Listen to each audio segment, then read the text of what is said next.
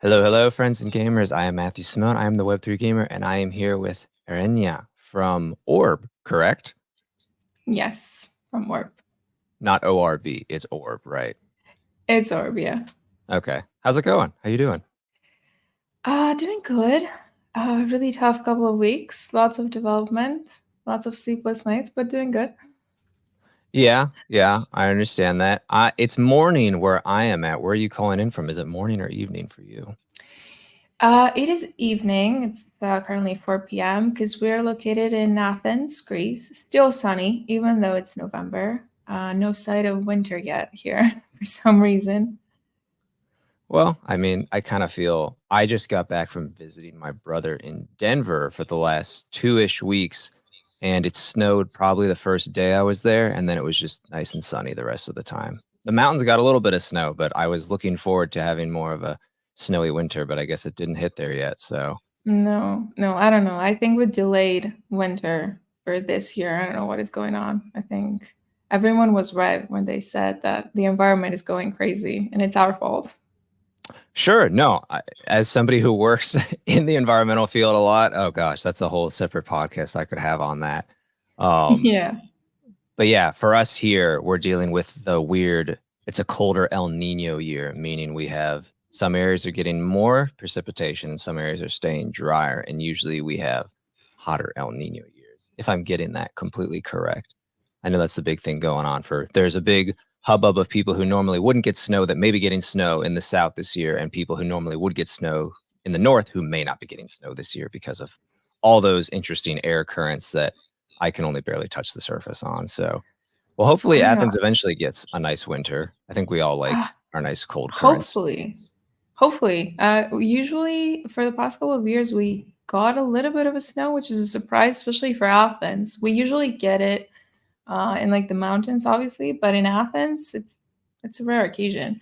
But I think winter will be delayed until I want to say February, March, because usually that's when we get really, really cold weather. But yeah, I don't know. Weather is crazy. We've been having like 22s, 24s, and it's the middle of November. And just so I'm clear, because obviously you're referring to Celsius, I'm guessing, for Yeah, 22s and 24s. yes. Yes. Okay. I I don't know figured. what that is in Fahrenheit, but You yeah. know, I should know, especially with how many science classes I worked in, but I'll be honest in that I don't know, and I'll be the ignorant American here with being in my silly Fahrenheit system. But obviously Perfect. warm, if warm for Celsius for winter. Yes. Yeah, too warm. Okay. Well, I mean, honestly, I think we've talked a bit about Orb, but I mean, do you want to give us just one, a background on yourself and how you came to be at Orb, and two, what is the overall background on Orb and what are they trying to accomplish in this space? Yeah, absolutely. A bit of background about myself. I have a background in computer science. I mainly that's basically what I've been studying for a lot of years now. And my first job was in fintech, actually, at a startup. Um, and so I got really involved into banking and economics and everything that has to do with money.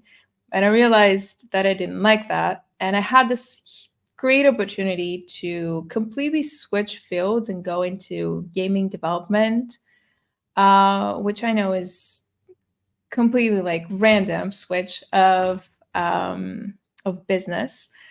So I did that, and then because I was working in game development at a blockchain game, the inception of Warp came to be. And so we built this company about a year and a half ago, and we're still actively building it and growing. And to give you a little bit of a short description, I would say, of Warp, what we're trying to do is create an ecosystem that makes it really, really easy for game devs that work on Web2 projects, so essentially non blockchain projects, regular games, to try out if they want or transform their projects into Web3 games. So include features from the blockchain include Web3 aspects and elements to it.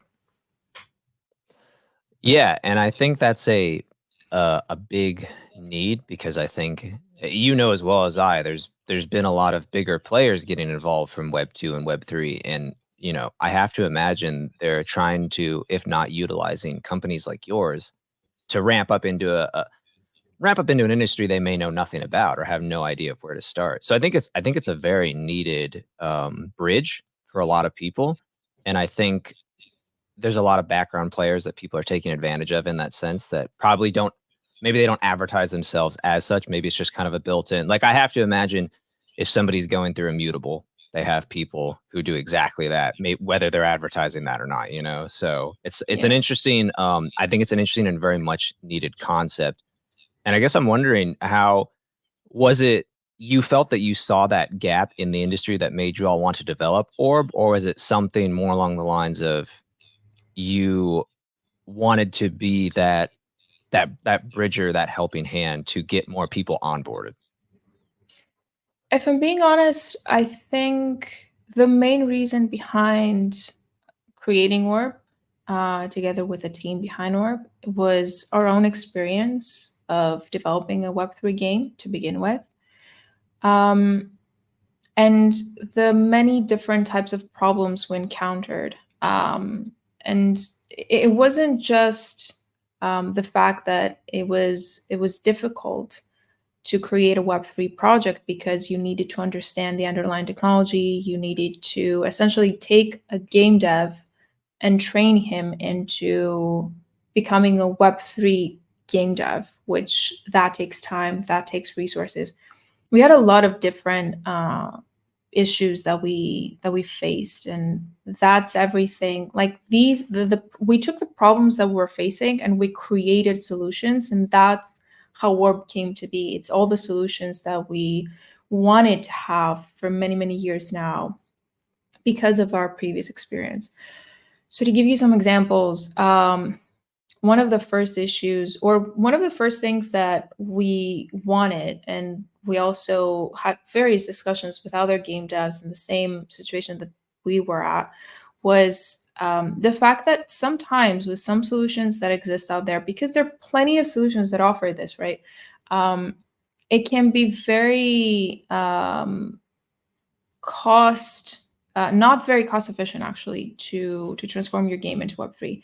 You need to have, let's say, an initial capital in order to go ahead and create those starting NFTs, that initial collection of NFTs. And that, for an indie game dev, can be a little bit daunting, and it can create a huge bottleneck for him, and say, okay, so I need to find the money to try this out and see if I end up actually liking it, and if it makes sense for my project to turn Web3 in the first place. And obviously, there are solutions out there that are very cost efficient, but we wanted to find something, or rather create something, that was cost efficient, but also was a layer one solution, meaning you maintain the decentralization, and you kept it intact. Because obviously, you can lower the cost of transactions on a blockchain if you move up layers. We didn't want that. So that's how we maintain it at Orb, for example. We are a layer one solution. And then, we were watching how everything unfolded, for example, with Ubisoft. And one of the issues that they had, which was a big step for a company like Ubisoft to come into Web3, it was a big step. But they received a lot of backlash from people saying what you're doing is not eco-friendly. And it backfired big time. And it's a valid point, obviously, because the transactional volume when it comes to gaming is, I would say, more than 10 times bigger than any other volume when we're talking projects. Because when you have a game, you have, let's say, 100 concurrent users, and you have actual Web3 features. So, for example, in-game creation of NFTs. That is 100 transactions if you have 100 concurrent users. So we're talking a high transactional volume. If your carbon emissions are high, that directly affects the environment, as we're talking at the beginning. So you need to find a solution that doesn't really create backlash for you. So you need to find something fast, eco-friendly, fully decentralized, and cost efficient. That is not something easy to come by, and it was one of the first pillars that we truly wanted to narrow down with ORB, and we wanted to create, because we had the same issues. So obviously our solution had to fix those.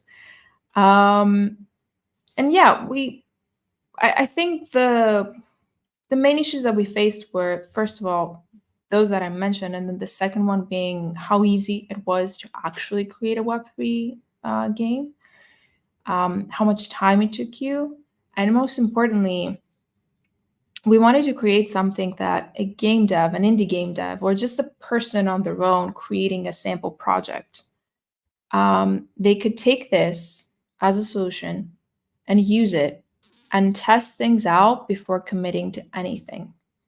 Because if you scale that up, if it takes just one person days to figure out your solution and see if Web3 is a good fit for them, if you scale that up to huge game development companies, you're talking about wasting a lot of time and a lot of effort and a lot of cost trying something that you're not sure if you're going to end up using. And we're talking about custom implementations, big projects.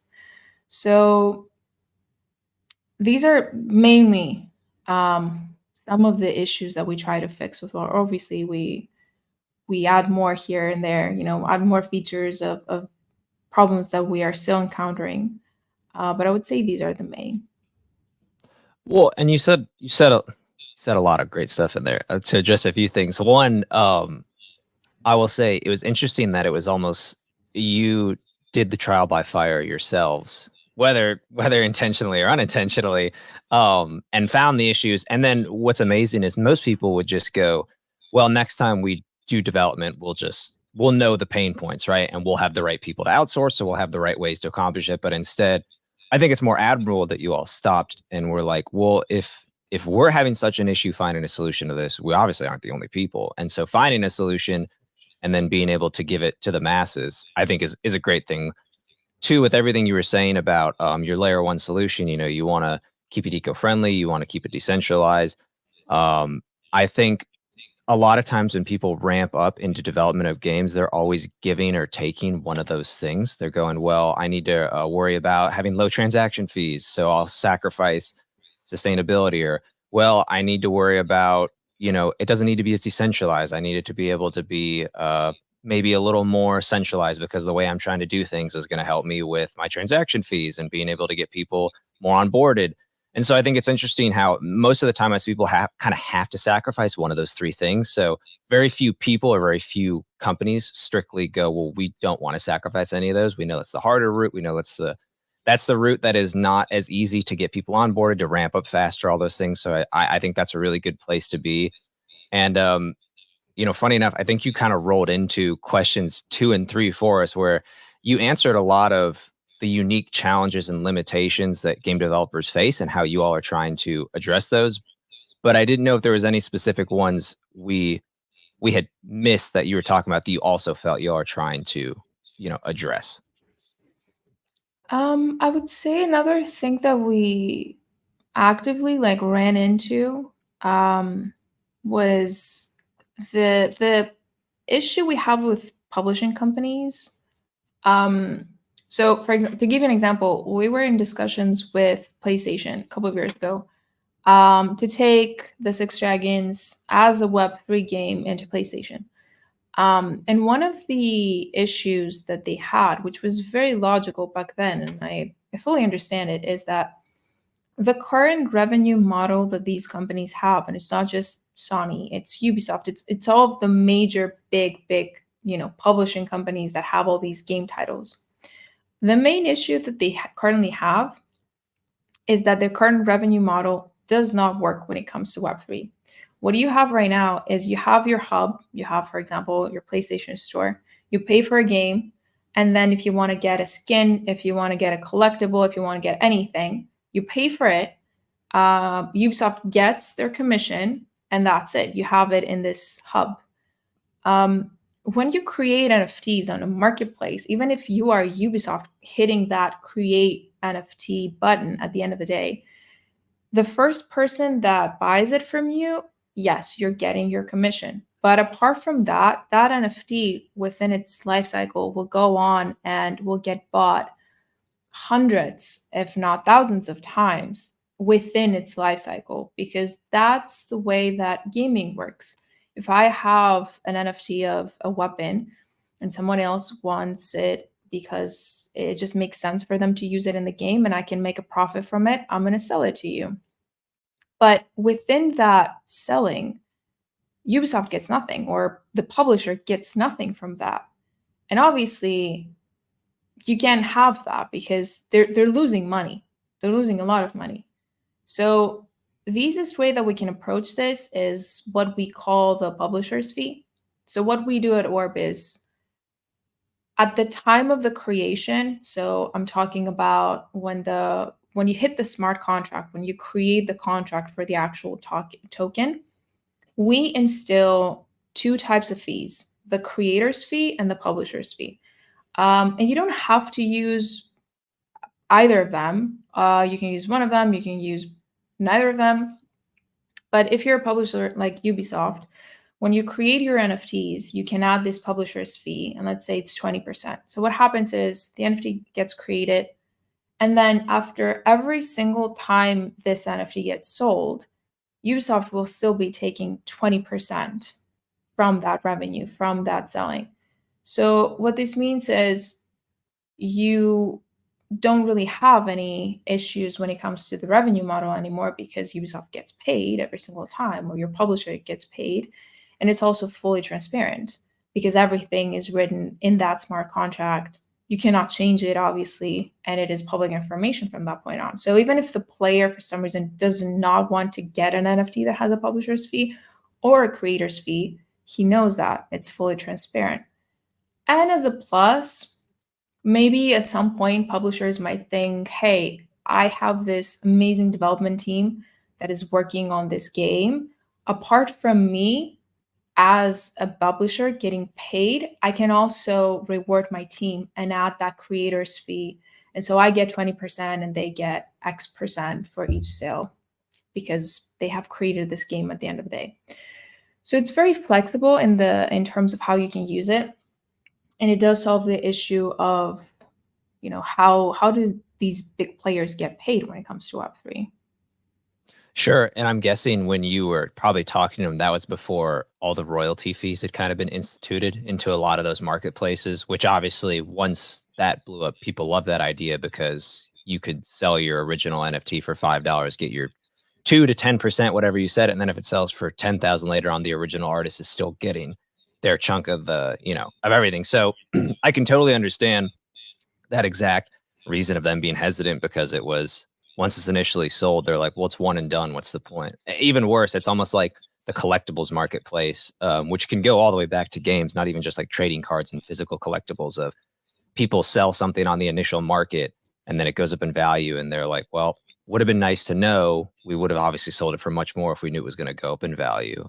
So I totally understand that. I think that's a very valuable thing to have in place. And also, obviously, the stipulation that I think initially the royalty fee was a very rare thing on marketplaces. I mean, it was only once people saw how basically how well it did for the artist that it basically became like a standard across the industry. And I think there's even still marketplaces that don't necessarily let you go above 5%. Most of them try to keep it in the 2 to 5% range. But I've seen some where it's nonprofits, and obviously they're like, we're already selling the NFT for so cheap, we want 10% royalty because it's literally all going towards like a charity organization. So they're like, we're trying to maximize profits, not for us, for the charity, obviously. Yeah. So in terms of that, it does make sense. But yeah, no, I mean, I think that is a very valid issue that is pretty wide in the industry, that I think also too, like people ramping up from Web2 to Web3 maybe just don't understand beyond the initial royalty. They're just like, oh, so I get a chunk every time. And you're like, well, it can be a lot more than that, as you said, especially if it comes related to more than just a token. And so, I mean, that also lets us bleed into our third question, which you did cover a lot of things that inspired the creation of, the ORB platform and how it's like, kind of how you simplify NFT creation and the management process of developers. But I know from our conversations, there was a little more you had talked about than what you just talked about, obviously. And I wondered if you want to touch on any specifics. Yeah, so specifically about the marketplace, obviously it would have been very easy for us to not add that development process of creating a whole marketplace for our solution. But the thing is, and we know this from the players of our game, there was a huge lack, and there is still a huge lack of a marketplace specifically developed for game devs and gamers. And the reason why I'm saying this is because a very real example that we had usually on Discord, where we have all of our players, is I am looking for this specific weapon with this specific attributes, and the user journey that you usually have to take within the standard marketplaces that multiple chains have is you have to go, you have to select the collection that these NFTs are under, and then you have to look through all the NFTs until you find what you're looking for, or perhaps the name. But it can be very let's say time consuming if you're looking for something very specific, especially in gaming. If you want it like right now, if you need it right now, it can be very time consuming.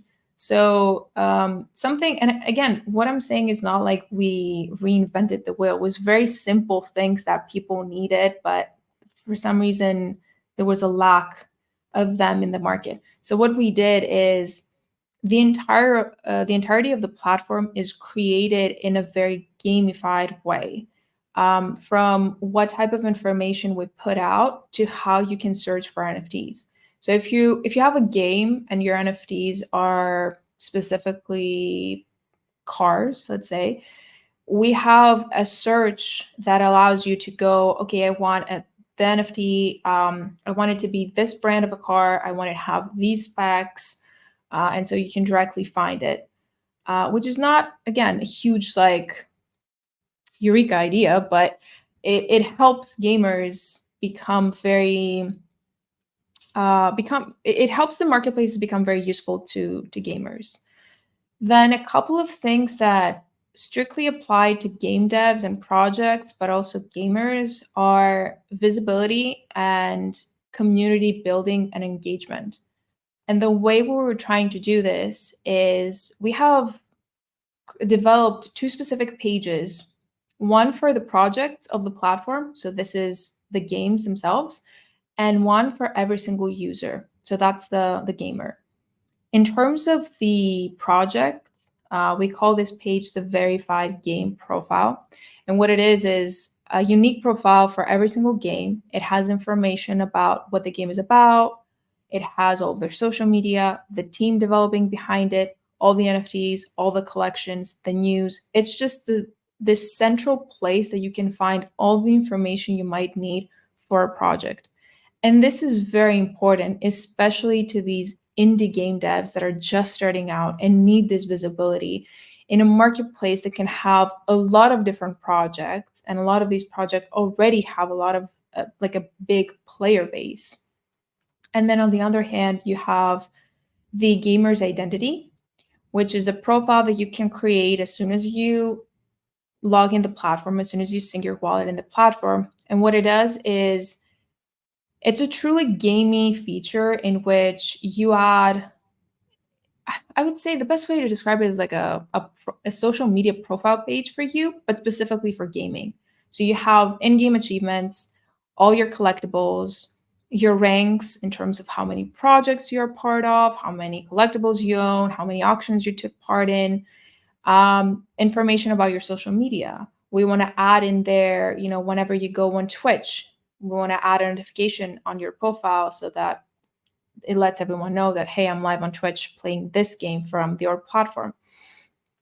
It's just a central place for you to promote yourself in case you're doing this either recreationally, but also professionally. And it helps a lot in community building because you get a lot of, gamers looking into other people's profiles, seeing their achievements, seeing their perks. And it creates a wonderful community. And it's really nice because for the first time you have people really engaging in the marketplace itself, apart from buying and selling and taking part in auctions. They are actually engaging with each other and creating communities around these games and around the gamers themselves. Well, I really love the idea of the main page for the game with the development team and all that, because I feel like my default when I'm trying to find out about games and find out about teams involved is like literally going to Twitter and just seeing somebody's little bio and they're like currently working on so and so, and I'm like, oh, I love that game, and I'm like, well, I'm gonna follow this person because I really like seeing I mean, like when you get to follow and see like what the developers talk about in posts, I think it humanizes game development as a whole a lot more. Um, versus when you kind of have somebody who's like director of game development at Sony, you're like, Yeah. that's cool, but like you're kind of so detached from the process sometimes. If you're making so many executive decisions, like or especially games in the past I was really into, where you'll find developers who they're like, I don't work for them anymore, but I developed that game maybe from like when you were younger, like a few years ago, and you're like, that's really cool. I wonder what they're working on now. So it's a cool way to stay up to date, in my opinion, of what developers are working on, how they're doing. And I've seen a lot of developers from Web2 games that I really liked, who that's how I've discovered him, is I had no idea they transitioned into making a Web3 game. And I was like, oh, I had no idea that's where they were at now. So it's funny to see it come full circle for some people. But I really like that idea because that's something where if I really like a particular game, it simplifies the process for me as a user or player of the game to find these developers and keep up to date with them in the event, they were just working on that project and then they go to another project. I'm like, well, I really like the work they were doing on this and I want to see what they continue to do down the line. So I really like that idea as a Yeah. whole. And I would love to see that a lot more, period, just on social media. Yeah. No, and it helps them in various ways. For example, you never know what type of person might look into the team behind your project and how they might help you. You might find new developers, you might find investors that maybe truly enjoy your game and want to invest in your team. You might find social media creators that want to stream your game and help you increase your player base. Visibility helps a lot, especially when you're starting as a very small team. But even if you are very big, it always helps. And as you said, there's a lack right now. The only place you can truly find information about games is Twitter or Discord. And you kind of have to look into it. And for the gamer as well, if I'm a Web2 gamer, I have no idea what titles I can play or what titles I can get involved in, what an NFTs, what kind of collections are out there for me. I think an all-in-one solution that allows you to go to the marketplace and see what projects there are, what these projects are about. Is it an RPG game? Is it a simulation game? Is it an action game? Like, you need a central place where you can have it all. So it makes it easier for someone that doesn't know anything about it to get introduced to it in the first place. Yes, I definitely agree with that. Well, and so you've talked about a good amount of issues your orb is trying to address and the solutions you're creating. And I believe one of those solutions is the Orb API that's supposed to facilitate Mhm. the integration of Web3 features into games. Do you want to elaborate on that? I know too, because a big thing with APIs for some people is the complexity and cost factors is probably two main things that come to mind. Yes. Yes, and we know this firsthand. So the Orb 3 API, we designed it in a way that someone that doesn't know about API integration and especially about Web3 can use it and understand it in a matter of hours. So it takes away the complexity of interacting with smart contracts. It takes away the complexity of very techie terminology. We try to make it as simple as possible for you to interact with it. And I think one of the most important things that we have designed and took us a lot of time to develop and design and create was the documentation behind it. And I know this is kind of like like a given, like, oh yeah, Captain Obvious, you made documentation. Trust me when I say one of the biggest issues that game devs have is that they want to try out things, but there's a lack of documentation that is understandable and doesn't just apply to people that know about APIs or know about smart contracts or know about Web3. What we're trying to do is take a student that is studying game dev and wants to try out Web3 and make him understand in a couple of hours, this is how you can create an NFT in your game live. So we try to create this, to get into the technicalities, we try to create this mutations and queries, which are the way that, GraphQL APIs work essentially, in a way that is very user-friendly and that requires minimum input from the user when they try to integrate it into their implementation. So if, for example, you want to create an item, create a collectible in your game, you need the minimum inputs. We require from you the minimum inputs, which is give us the name of the NFT you want to create, the metadata file, which if you cannot provide it in an IPFS file, for example, or a JSON file, we can take care of that as well. And we will take care of the rest of it. Just call that mutation and the NFT will be created and you will be able to parse the metadata as well and then see it in game. It's very flexible. It's very granular as well. It allows people to extract as many or as much information as they want from the games, from the collections, the tokens, the users.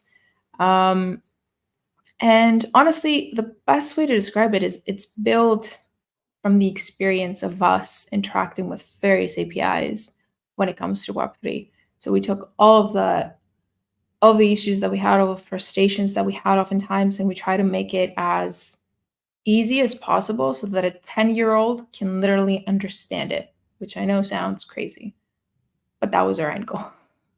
No, I think that's a good end goal. I mean, as somebody who has a very basic knowledge of APIs, and the only reason I have any knowledge of it is from working on previous projects where we'd be doing partnerships and somebody would be like, so what's your API? And I was like, I don't know what that is. And then I have to go to the dev team and be like, what's an API? What do we do? What do we need? And then sometimes there's people on the dev team who understand how to explain it to a non-developer.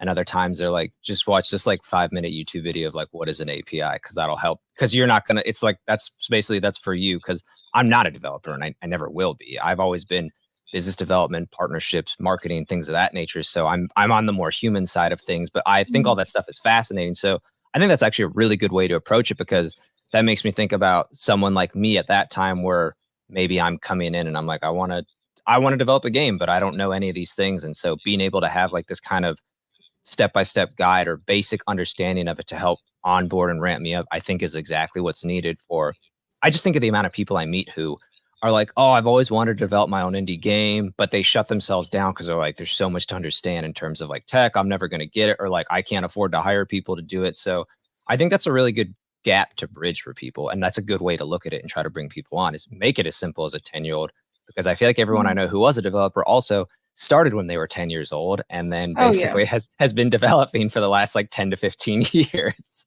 Oh yeah, absolutely. Absolutely. I remember the first time that I had to interact with an API. I was a student and I had no idea what an API was. And there's no shame in, being open about that. You obviously start at some point. Oh, everyone has to start at some point, and you cannot know everything from day one. I wish we had tools like ChatGPT back when I was studying, because that would have made my life easier in terms of understanding things.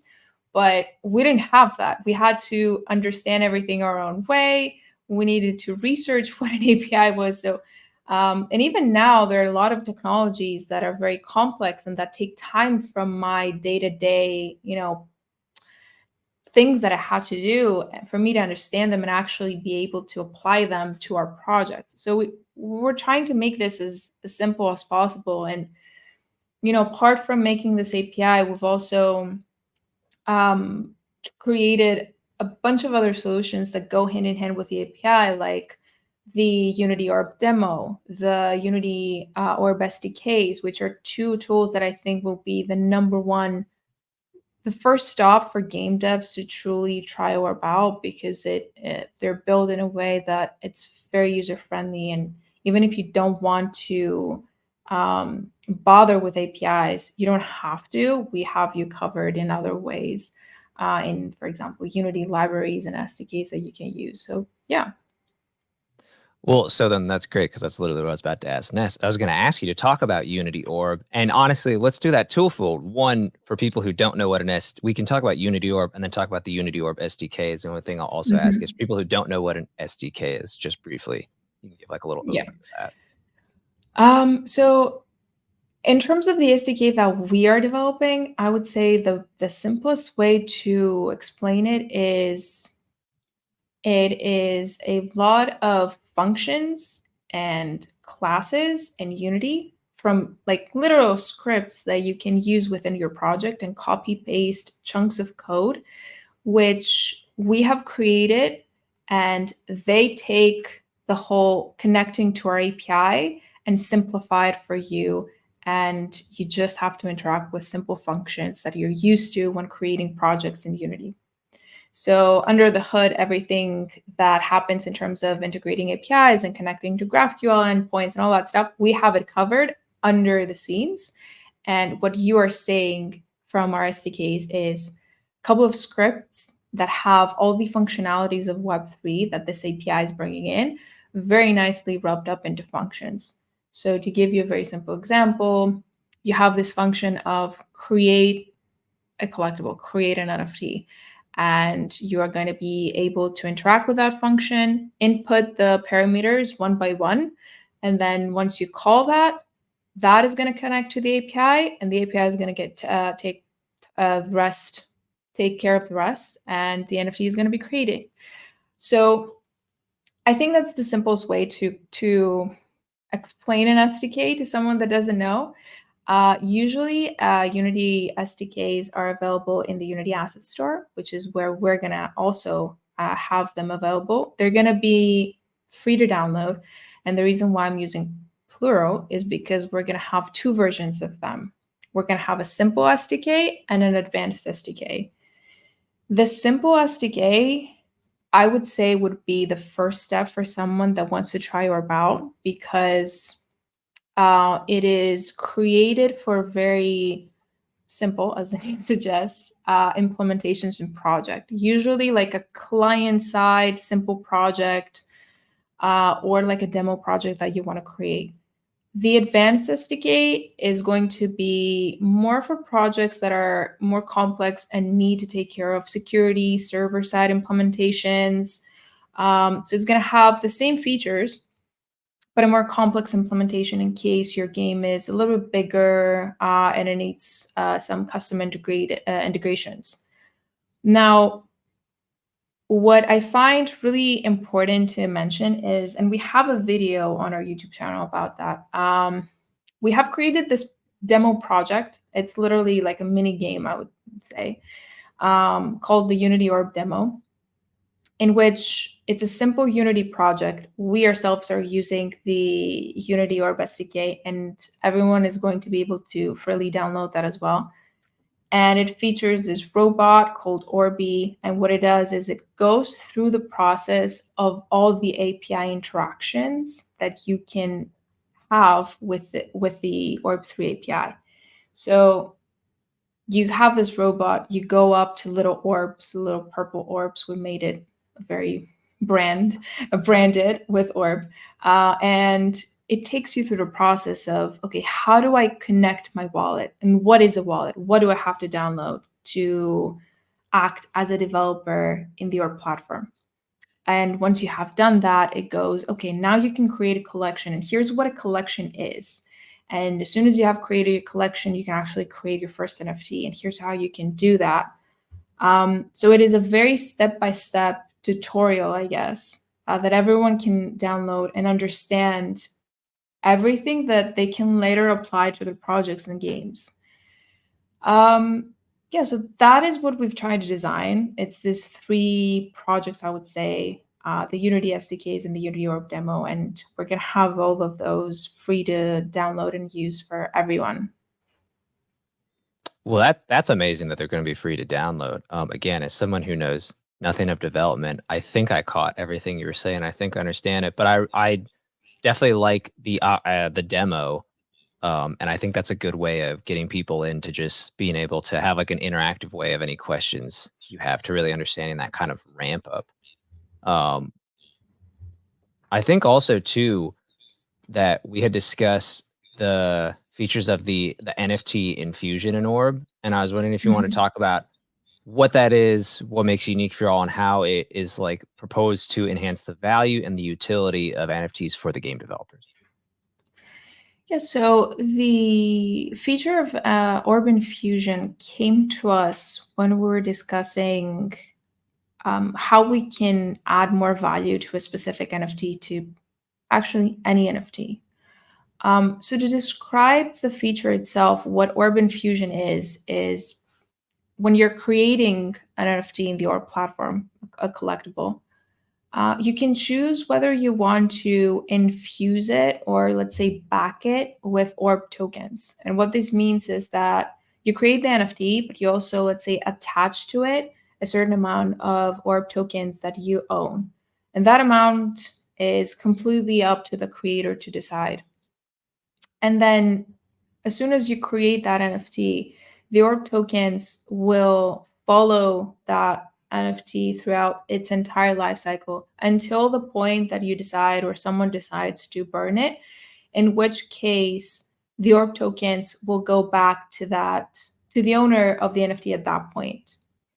The reason why we did that is actually there's two reasons behind it. The first one is the utility of the Orb token itself. So the Orb token will act as a governance vote for the Orb platform, and you can take part in the governance of the Orb ecosystem by either owning Orb tokens or by owning Orb infused NFTs.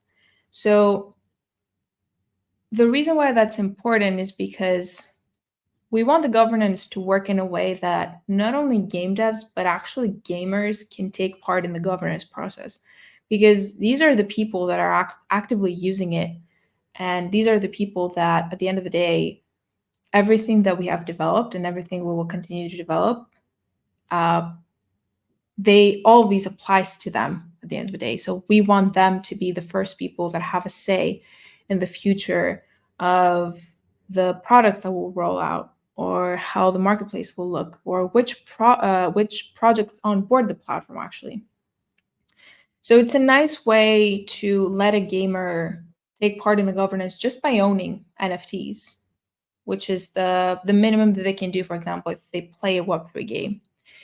The other reason why we thought the Orb Infusion is a very good feature is because oftentimes we see a lot of projects that for some reason, unfortunate reason, they don't do well.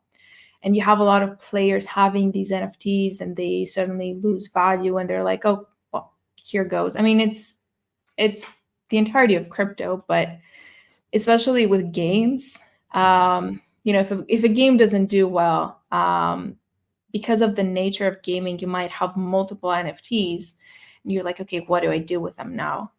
If they're Orb infused, at least you can burn them and get your Orb tokens back. So you're still holding some value. So this is the way the Orb infusion works, and I think it helps in many ways. I think for the most part, it adds a lot of utility to the token itself, to the Orb token. It definitely does. So twofold question of that. One is about governance, one is about the token. So we'll start with the token first. So is it the initial creator infuses them with the Orb token, and then it's whoever owns it and decides to burn it receives the tokens? It doesn't go back to the original creator. Exactly, yes. Okay, The creator will decide, so the game dev in that case, yes. in our case, they will decide that, okay, I want to create this NFT and back it with, or infuse it with 10 Orb tokens. And it gives it a big incentive for this NFT to actually get sold or get traded a lot, because as a gamer, I mean, the way that I'm thinking at least is I do want to have NFTs backed by Orb tokens because A, I want to take part in governance, and B, it adds value. It acts as a security blanket almost when it comes to that NFT. No, definitely, and that is why I really like the concept because as somebody who's bought NFTs in the past for games that I just think about it too in the sense of, you know, as we all are with games, like sometimes there's nothing wrong with the game. It's not doing well. You just lose interest, and so you're like, well, I would like to sell or be done with these NFTs if I could, but sometimes that's easier said than done. And having the option of going, well, I could wait, put on the marketplace, maybe it'll sell, or I could just burn it, be done with it, and have the orb tokens. I think it's a really nice option for owners um, as a whole. And I think, like you said, I think it's a good security blanket. But then what I wanted to ask about the governance is is the governance for the orb ecosystem as a whole, or does it relate specifically to like the game developers ecosystems, or can it be both? It will be both. And the way that we are thinking right now, the vision that we have for the governance of Orb is to create a governance system that can not only decide which projects onboard the platform and what type of games people want to be part of the Orb ecosystem, but also the future of the ecosystem itself. So, development features that they want to add to the ecosystem, um, everything from changes to things that they don't like and they want to change, things that they want to add, collaborations that they want to see, PFP projects that they want to add into the platform through our collaboration feature, like plenty of things. That's how we want to. That's the vision that we have for the governance, and we hope we achieve this. And I think we're going to achieve this because gamers and game devs, their nature is to be very involved and to be very active in the communities that they build. So I hope that also um, adds in the orb ecosystem as well, and they act the same way there as well. Well, yeah, and so you touched a bit there on collaborations, but so what other than obviously the governance model is one way you're planning to offer and foster it, but are there other ways you're planning to offer and foster, collaboration and not just among game developers, but among projects, among artists? And what is the impact you're hoping that will have on the gaming ecosystem as a whole? Absolutely. So we have this feature called the collaboration feature that I mentioned. And what this collaboration feature is, and again, I want to put it as simply as possible, is so on one hand, we have the projects of Warp, which by nature are games. And then within Web3, you have these projects called PFP projects, or you have your favorite artists that create incredible NFTs of digital artwork, essentially. And for the longest time, there's been a lot of discussion of maybe you could possibly fuse these two worlds together. So gaming and artists, or gaming and other types of NFTs in Web3. The way we found to do this is through the collaboration feature. So to give you a real example, the Six Dragons has agreed to collaborate with OTES. Six Dragons and OTES are going to be on the Orb platform. You're going to be able to see these NFTs on the Orb platform. Now, how does this impact players and why should they care in the first place?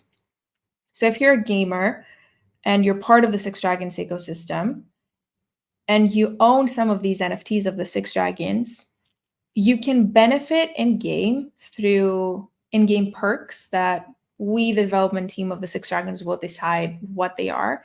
If you also own NFTs from OTES or any other of the projects that we're going to be collaborating with. So for the first time ever, holding these NFTs will give you added value in other projects. I think it's a great way to bring in people who are, on one hand, collectors of these NFTs, but also make gamers want to try out and, for example, buy some of these NFTs specifically because they want to gain in-game perks at their favorite game. So this is how the collaboration feature will work in Orb, and I think it will be something that people are gonna like. No, I definitely think so too. And it's I know Six Dragons is has been a big case study for y'all. Period. And honestly, I'm curious. We'll jump around a bit, but with that case study, I'm wondering what lessons you learned and what from that case study the features being applied to the orb marketplace and any of its future development from that. I think for the most part, what we've learned from the Six Dragons is trying to make things as simplified and as frictionless for people that do not know and do not really require to know Web3 to begin with. They're just game devs.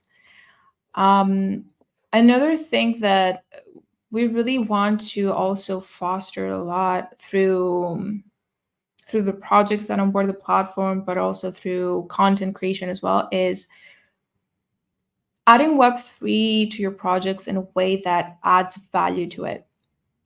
And not just, introducing NFTs to your project, because sometimes that will not truly add value, especially when it comes to gaming.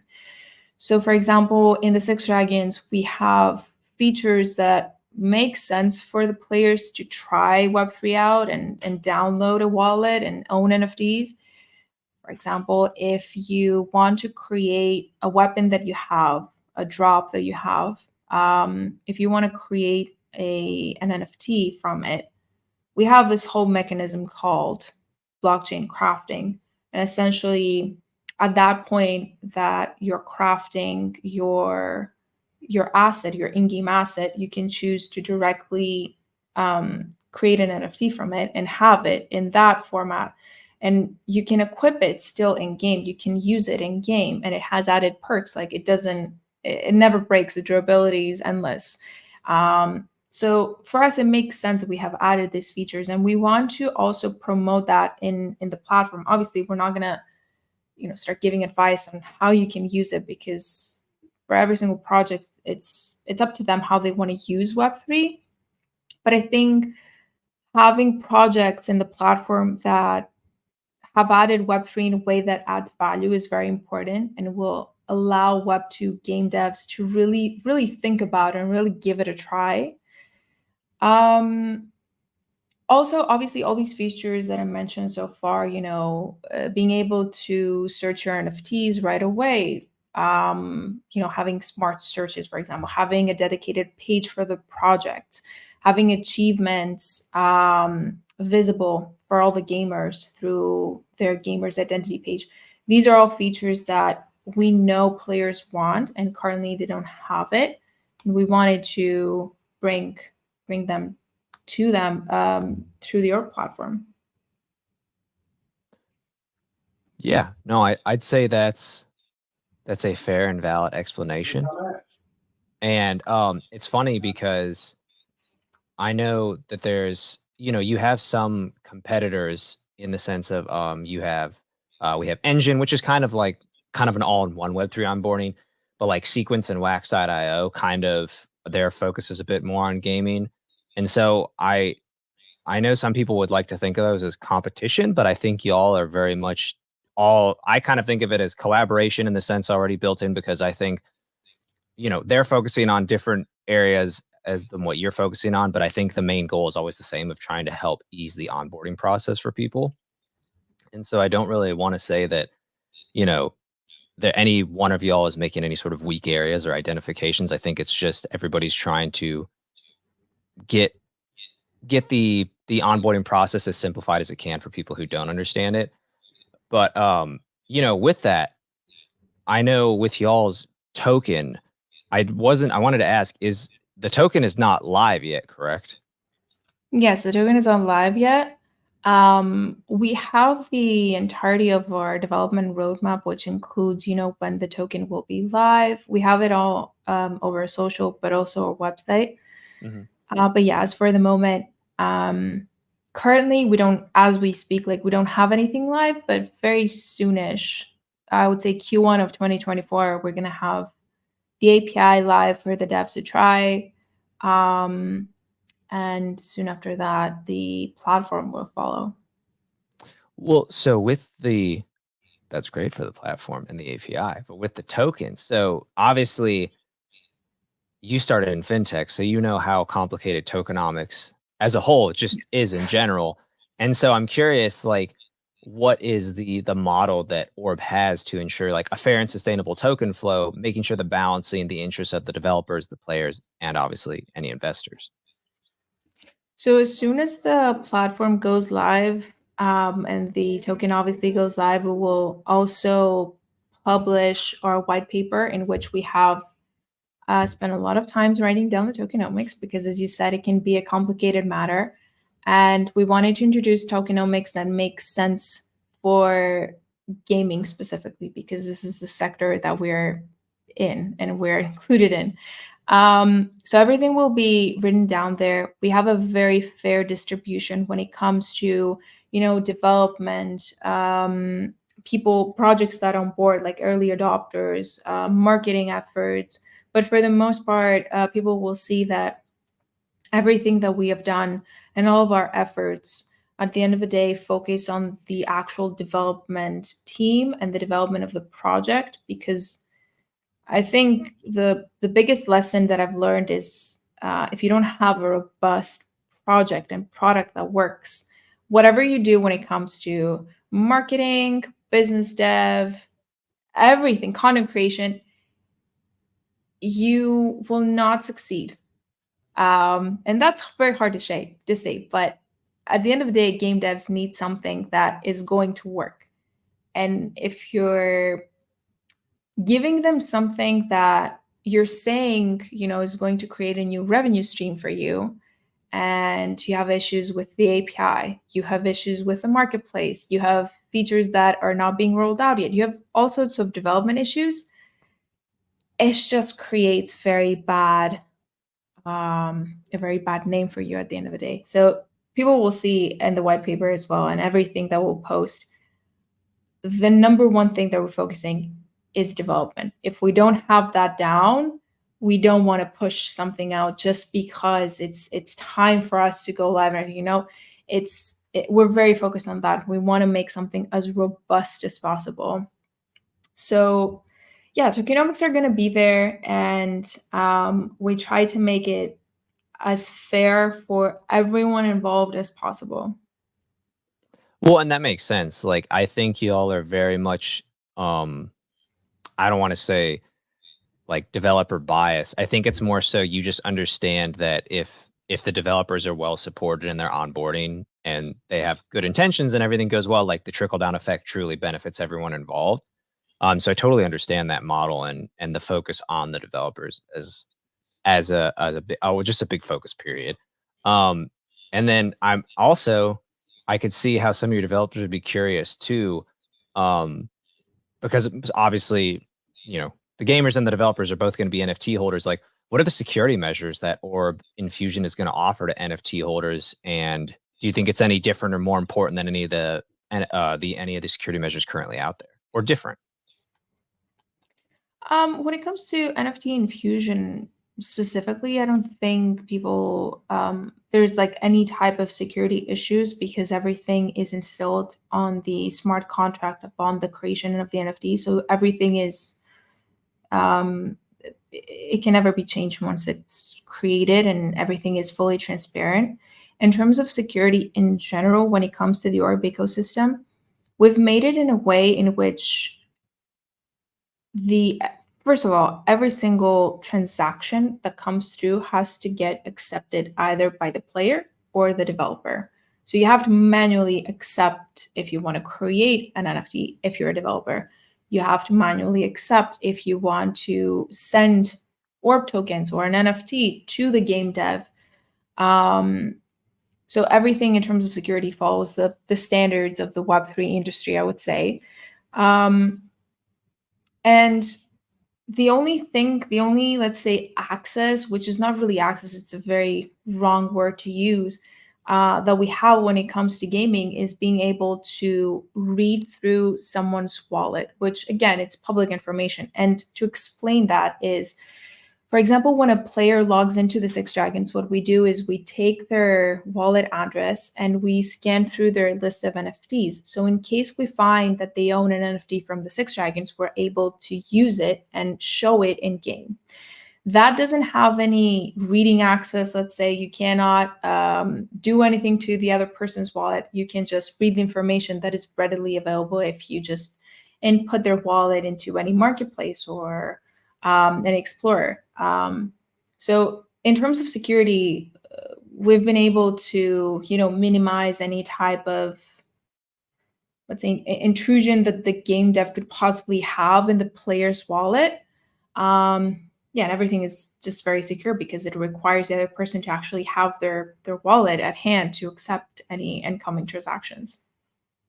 Well, yeah, sure, and that makes total sense, and I agree with you about all the public stuff. I mean, honestly, if somebody's played around with Chain Explorer so much, it's always fun and interesting to see where things are going and or where they're coming from. As we all know, I think we've all gotten the NFT drops where it's like claim your 50,000 Polygon right now, and you're like, this is coming from a very suspicious address. But you're right, it's all Yeah. public information, obviously. Well, and so I guess another question that I did not think to ask to this point is, what chain is the Orb token planning to be on, or do you not have that information? You're not allowed to share it. No, we do. Right now, we're building everything on Tezos because the technology that Tezos offers. And I started this conversation saying we value being a layer one decentralized solution. And right now, Tezos can offer us that 100%. And so we're benefiting from everything that Tezos is bringing, from fast transactions, eco-friendliness, um, everything, absolutely everything. And we truly believe that it currently can support the scalability that we want Orb to have in a couple of months, in a couple of years, and as soon as we go public. But it is also a chain that it is very flexible for us to, if we decide to go multi-chain, we can very easily roll up our application and take it to another chain. We are open to explore other chains, but at the moment, what makes sense for us and what made sense for us a year and a half ago when we were conceptualizing Orb was Tezos for sure. Yeah, and I think it's always good to be, I think everybody has their initial chain they start with, and then as time goes on, I think the chains are going to develop to the point where people become chain agnostic, and it's almost no different than when any game flashes up. We all know they're using Unity or Unreal Engine pretty much. It flashes Exactly. between, and you're just like, yep, there you go, like it's there. So I think it'll be that way. Interestingly enough, to see with the chains going forward, but no, that makes sense. I think Tezos is a good platform. I have nothing bad to say about Tezos, for all I've used it and experienced with it. And I think that's a great place for everything Orb is trying to accomplish as a layer one solution. Are there any other ways that Orb plans to maintain decentralization while offering, your comprehensive suite of services and solutions? I would say apart from the governance and the underlying technology, so Tezos that we're using, I think these are the main pillars in which we're trying to achieve decentralization. Governance, obviously, for giving the people the right to vote for what they want to use, and being on a chain which allows us to be fully decentralized while being, having all the benefits that we mentioned. I think these are the two main ways in which we're trying to maintain decentralization. Yeah, and I would say that makes, from everything we've talked about, that's from par for the course.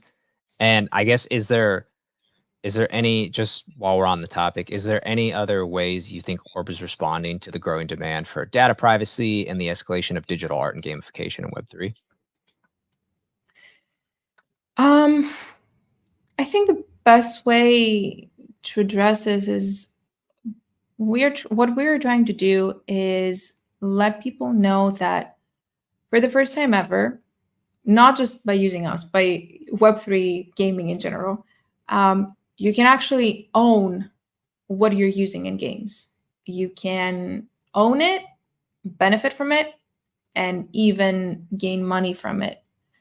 And that's very important, especially when it comes to Web3 gaming, because hardcore gamers, let's say, know that they would spend a lot of money if they really love a project and they really want to spend it on skins and collectibles and everything. But at the end of the day, when you turn off your console, when you turn off your computer, you don't know any of that. And I think Web3 now more than ever allows gamers to, for the first time, say, yeah, I paid for this and I actually own it and it's in my wallet.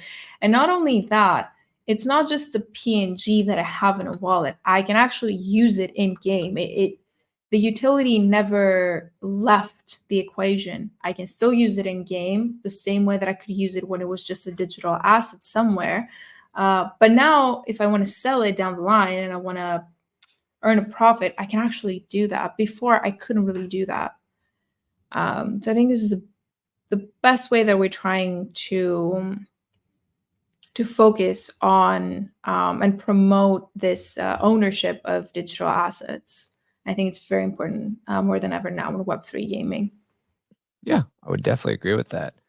Well, so and then is Orb's business model for sustainability, to keep the platform up and running, is that particularly is the revenue mainly going to be generated through NFT sales and marketplace fees? Yes. The business model that we're going to be introducing as soon as we launch is the standard marketplace fee that all of the marketplace right now have, which is a fee that the platform gets with each sale of an NFT. And I know a lot of people will say, is that sustainable enough for what we're trying to do and how much you want to scale? But absolutely, I would say yes, because again, the transactional volume when it comes to gaming is tremendously much, like it's much more higher than when it comes to art NFTs. An NFT of an artwork might change at tops, I would say 50 owners, and that may be exaggerating within its life cycle. With gaming, you have gamers actively want to get NFTs because they can benefit from it from a real application. They might want to get that new weapon because they want to enter an arena and actually win it, or they want to get this NFT because it unlocks a specific area in a game. So you have a lot of back and forth, and we've seen that firsthand. We know that the transactional volume is much higher. So this is the initial model that we want to roll out. We are thinking down the line of introducing a model which based on the API usage, but also based on the size of the team, and introduce different pricing models based on these two parameters. Because obviously you do not want to charge, you do not want to have the standard pricing models, which is like indie, medium, enterprise, because you want to allow indie games to actually try this out and not have this huge overhead of, oh my God, this is going to cost me like hundreds of dollars per month to sustain, because I want to have a lot of features, but that translates in a lot of transactions. So that translates in a lot of calls. So it's going to be very costly for me and at the end of the day. So we want to create these business models and these pricing models that actually make sense for people, no matter the size of the team and no matter what they want to bring in. Well, yeah, and I think it's good to have that flexibility with your revenue models, because obviously everybody has, the marketplace fees and any of the NFT royalty fees are going to be a good thing to keep you all going for the beginning. But I agree what you're saying is you want to still keep it accessible and fair depending on the size of development team and what's ongoing. Um, I know from what we had discussed, a main goal of Orb was to onboard 50 games by the end of 2024. And Mhm. I was wondering, what kind of criteria are y'all utilizing to select your games? And what kind of support are you offering these developers during the onboarding process, maybe outside of everything else we've already discussed? Absolutely. So in terms of criteria, because at the beginning stages when Orb is going to go public, we are going to be the ones selecting, let's say, the early adopters that are on board the platform. like the first 10 projects that come into the platform. The criteria that we're using is finding quality games that offer a very nice gaming experience in Web3. And I think that's what is really missing from the Web3 space right now. Like finding games that actually are fun to play, but they also have Web3 features in it. We It's not that we're not going to look at, Web3 games that utilize NFTs in simple ways, but we truly want Orb to have an ecosystem of games that are just games first and foremost. So these are mainly the criteria that we're going to be using. And then in terms of support for the onboarding process, apart from all the tools that I mentioned so far, we plan on creating dedicated support teams based on the size of each project onboarding. So we're going to have like a support team for indie games, support team for medium sized, and then enterprise, and having an account, let's say, manager, which is going to be helping them. If they need some support from devs, we're going to be hooking up with the right dev to help them, deal with an issue, deal with bugs and stuff like that, because we know how important it is to have that, let's say, 24/7 support, especially when you go into Web3 and this is maybe your main revenue source, or a large percentage of your revenue source, and something goes wrong and the game goes off. And it's basically because of an API not working. You need someone right then and there to fix it, or else you're just losing money by the minute. So yeah, we have a very dedicated and organized plan on how to create these onboarding support teams.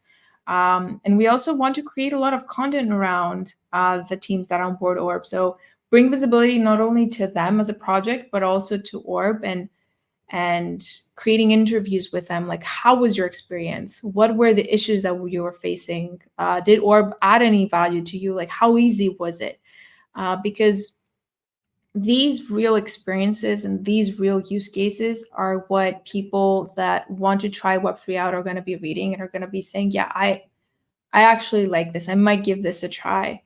And it also helps, it goes hand in hand. We provide visibility to projects that on board, and they provide a very nice use case for us on why Orb works. Well, yeah, and I like what you said earlier, that I feel like we're in this really great period right now where people are truly making great fun to play games, and then it's just like all this added benefit of having all these Web3 aspects, because it felt like for a while there, it was kind of like when the App Store first launched, like on on the iPhone, you were like, there is, for 9 out of every 10 titles is shovelware, but 1 out of every 10 games, you're like, this is actually a fun game to play Yeah. on my iPhone, or on my Android. And I felt like it was like that a lot in Web3 games for a while, or it was just play to earn. Like that was like a huge one for Yeah. a while. And that only kept people interested for so long, once they were like, I'm playing way more than I'm earning. This isn't really a fun game. I was just trying to make money, and decided against it. So I really like to see now, especially with all the AAA games like ramping up into this space. It's been really awesome to see that it almost feels no different, like I said, than people who are coming from the traditional gaming development sector. They already understand, top to bottom development, distribution, all that, and they're now integrating all the Web3 elements. So I've been really excited and really interested to see that. I think it's been coming down to, as we get older, obviously there's more games than time I have to play, and I would like to play them all as much as I could, but obviously I have to be an adult and do a lot of other things. So it's been great in that sense to see that, and I also can agree with you about needing that 24/7 support, having literally, um, whether as a consultant or helping them flesh out the game, been a part of teams where there's 2 developers for the whole team, and the way they Yeah. find out something went wrong is someone in the Discord goes, "Hey, the game isn't working," and then they're Yeah. scrambling to Yeah. figure it out. Versus you have like 15 people who have an integrate. There are people who are always there helping, who are just checking the code and making sure they're like, "Oh, this is probably going to bug out if we don't fix this, so things don't go wrong." So I think having that support in place is extremely important, and I think I definitely would appreciate it as somebody, especially if I was ramping up and didn't know what was going wrong or wasn't sure where to look. So I think you've got a really good bolstered thing going on with Orb here. I honestly am, compared to other ones I've seen it always helps being able to talk to people at the company. I think the heart and mission and core of Orb is very much gaming focused. And I think Mhm. that's a really good thing. And I think that's what a lot of people would want to hear. I really only have one more question for you, and it's more just a personal advice one. But before I get into it, I wanted to ask if there's anything we missed about Orb that you felt like you really want people to know, whether that's how you're operating your core mission, things you're planning to give developers. If there's anything we miss. I think we covered pretty much everything. I think the final note that I would like to add is if any of what we said today was of interest to you, and you're a game developer, either Web3 or Web2, or you're just interested in trying out a Web3 project or interested in Orb in general, um, just reach out. I know a lot of times people are intimidated by, hearing about projects and they're like, okay, I would like to try it out, but maybe I'm too small of a team. Maybe I'm just starting out. Like, how do I do this? Trust me when I say reaching out is the best thing that you can do most of the times. So, yeah, if you're interested in any of the topics that we covered or just want advice about something, reach out. I can wholeheartedly support that. I think we both have enough experience with reaching out to random people and seeing it actually Yes. goes really well. And you Yes, actually get a lot exactly. more info than you ever thought. I mean, yeah, sometimes you get no response, but I think more often than not, you get a much more positive response than you expect. Exactly. So the last question I really have for you is, what guidance would you offer to any students aspiring to enter the Web3 industry, particularly those who are keen but uncertain about where to begin their journey in developing or managing a Web3 project? Um, I would say the biggest piece of advice I would give to them is have a very concrete and robust foundation.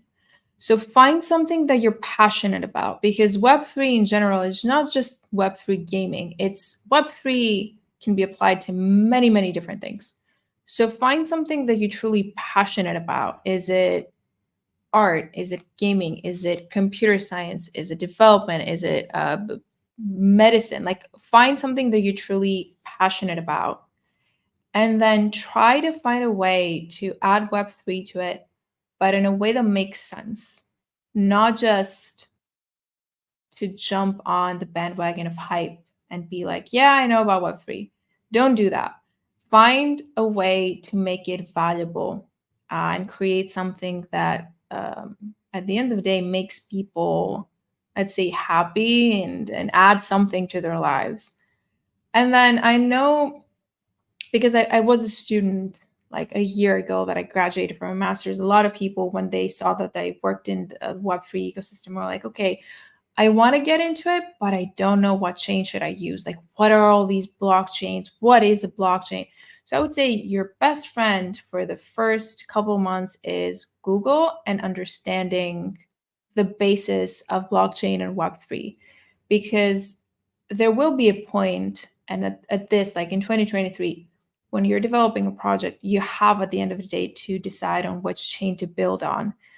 And you have to do a lot of research because you know, at the end of the day, chains have advantages and disadvantages, and it really depends on what you're trying to make.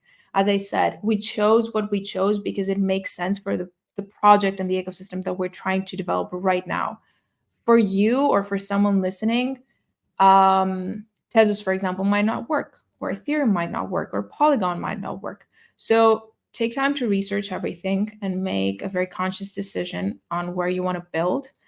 And then, as I said, like, don't be afraid to reach out. I know when I was studying at Imperial, there were so many professors that were researching Web3 and blockchain. There were so many teams and unions and everything looking into crypto and looking into Web3.